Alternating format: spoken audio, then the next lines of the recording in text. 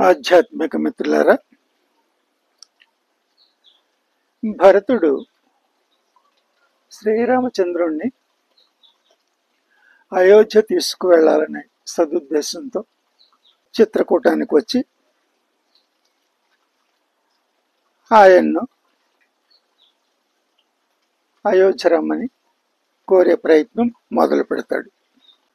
దీన్ని రామచరిత మానస్లో తులసీదాసు చాలా అద్భుతంగా దీన్ని చిత్రీకరించారు.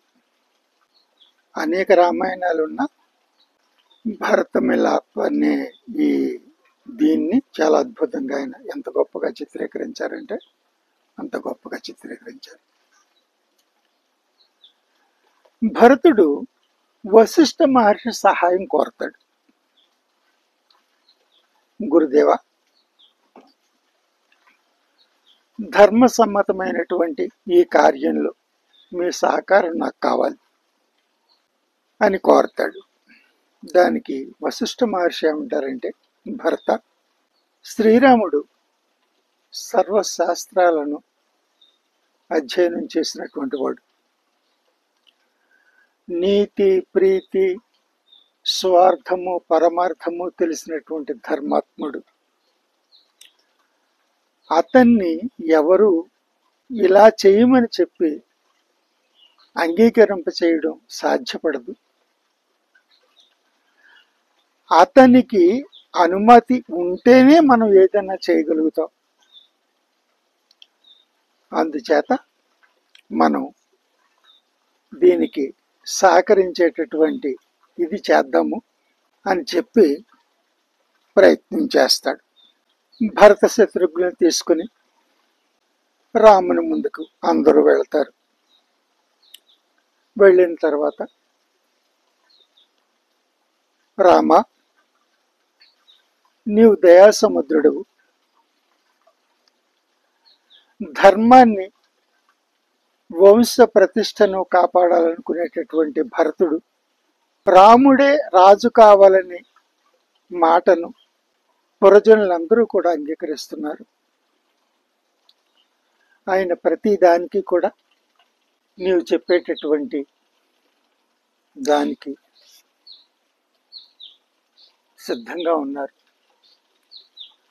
తల్లులకు ఇది సమ్మతమే, పురజనులకు ఇది సమ్మతమే. కనుక అందరూ రాముడే రాజు కావాలనే భరతుని మాటని అంగీకరిస్తున్నారు. కాబట్టి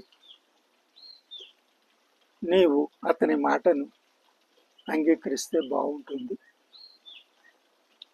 అని చెప్పి వశిష్ఠ మహర్షి వివరిస్తారు.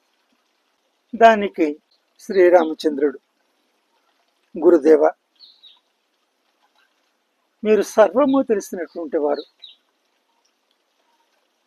మీరు ఏది చెప్పినా అది ధర్మసమ్మతము, సాధు సమ్మతము, న్యాయసమ్మతము అయి తీరుతుంది. అదే లోక సమ్మతము. కనుక మీరు దేన్ని సూచిస్తారో దాన్నే నేను శిరసా వహిస్తాను. కనుక మీరే సెలవివ్వండి అని చెప్పి రాముడు అంటాడు. అనేటప్పటికీ భరతుడు చాలా సంతోషిస్తాడు. గురువు గారు చెప్పిన మాటలు, సోదరుని మాటలు అతనికి ధైర్యాన్ని కలిగిస్తుంటాయి. అప్పుడు వశిష్ఠ మహర్షి ఏమంటారంటే, నాయన, భరతుని ప్రేమ ముందు అన్ని ధర్మాలు కొట్టుకుపోతున్నాయి. ఏ ధర్మాలు నిలవటం లేదు. నువ్వే అతన్ని చెప్పే మాటలను ఆలకించు అని భరత, దయానిధి అయినటువంటి నీ అన్నను నీ మనసులోని మాట చెప్పిన చెప్పడంతో భరతుడు, అన్న, నేను చెప్పవలసిన మాటను గురుదేవులే సెలవిచ్చారు. నీవు రాజులేని అయోధ్యకు రాజుగా ఉండాలని అందరూ ఆశిస్తున్నాము. నీవు అంగీకరిస్తే నిన్ను ఇక్కడే పట్టాభిషిక్తుడిని చేసి అయోధ్యకు తీసుకెళ్లాలనే సంకల్పంతో మేము వచ్చాము.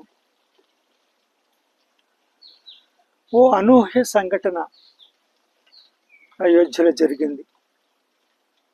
రాజు కావలసిన నీవు సీతాలక్ష్మణులతో వనాలకు వచ్చేసావు.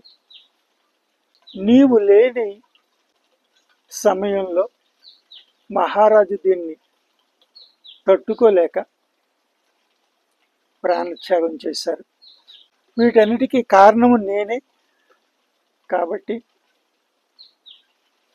మా అందరి కోరికపై నీవు అయోధ్యకు వచ్చి రాజుగా పట్టాభిషిక్తుడు కావాలి అని తన మాట చెప్తాడు. దానికి అందరూ, అక్కడ ఉన్నవారందరూ కూడా విచారిస్తూ ఉంటూ కూర్చుంటారు. దానికి రాముడు, భరత, ఇది విధి వైపరీత్యము, అలాగే జరుగుతుంది, దానికి మనం ఏం చేయలేము. దానికి నిన్ను కానీ కైకేయి మాతను కానీ సజ్జనులు ఎవ్వరూ కూడా నిందించరు. నీవు రాజు కావాలన్నది మహారాజు యొక్క నిర్ణయం. అది కైకేయి మాతను వివాహం చేసుకుంటూ కేకేయ రాజు అయినటువంటి మన తాతగారికి తండ్రి గారు మాట ఇచ్చారు. అందుచేత నువ్వు రాజు కావడం సత్యసమ్మతము.